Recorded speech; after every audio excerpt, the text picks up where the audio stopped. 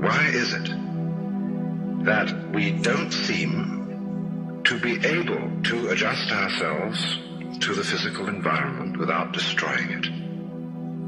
Why is it that in a way this culture represents in a unique fashion the law of diminishing returns, that our success is a failure, that we are building up, in other words, an enormous technological civilization which seems to promise the fulfillment of every wish almost at the touch of a button. And yet, as in so many fairy tales, when the wishes finally materialize, they're like fairy gold. They're not really material at all. In other words, so many of our products, our cars, our homes, our clothing, our food, it looks as if it were really the instant creation of pure thought. That is to say, it is thoroughly insubstantial, lacking in what the connoisseur of wine calls body. And in so many other ways, the riches that we produce are ephemeral. And as a result of that, we're frustrated. We're terribly frustrated. We feel that the only thing is to go on getting more and more.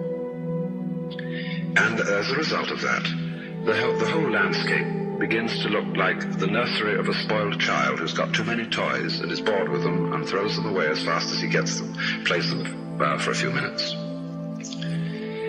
Also, we're dedicated to a tremendous war on the basic material dimensions of time and space.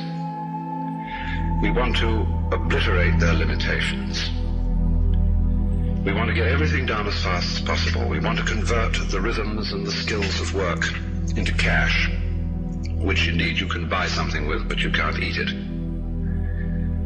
And then rush home to get away from work and begin the real business of life, to enjoy ourselves. You know, for the vast majority of American families, what seems to be the real point of life, what you rush home to get to, is to watch an electronic reproduction of life. You can't touch it. It doesn't smell, and it has no taste. You might think that people getting home to the real point of life in a robust material culture would go home to a colossal banquet or an orgy of lovemaking or a riot of music and dancing. But nothing of the kind.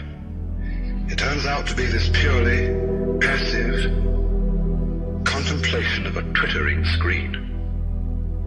You see mile after mile of darkened houses with that little electronic screen flickering in the room. Everybody isolated, watching this thing, and thus in no real communion with each other at all. And this isolation of people into a private world of their own is really the creation of a mindless crowd. And so we don't get with each other, except for public expressions of getting rid of our hostility, like football or prize fighting. And even in the spectacles one sees on this television, it's perfectly proper to exhibit people slugging and slaying each other, but oh dear no, not people loving each other, except in a rather restrained way.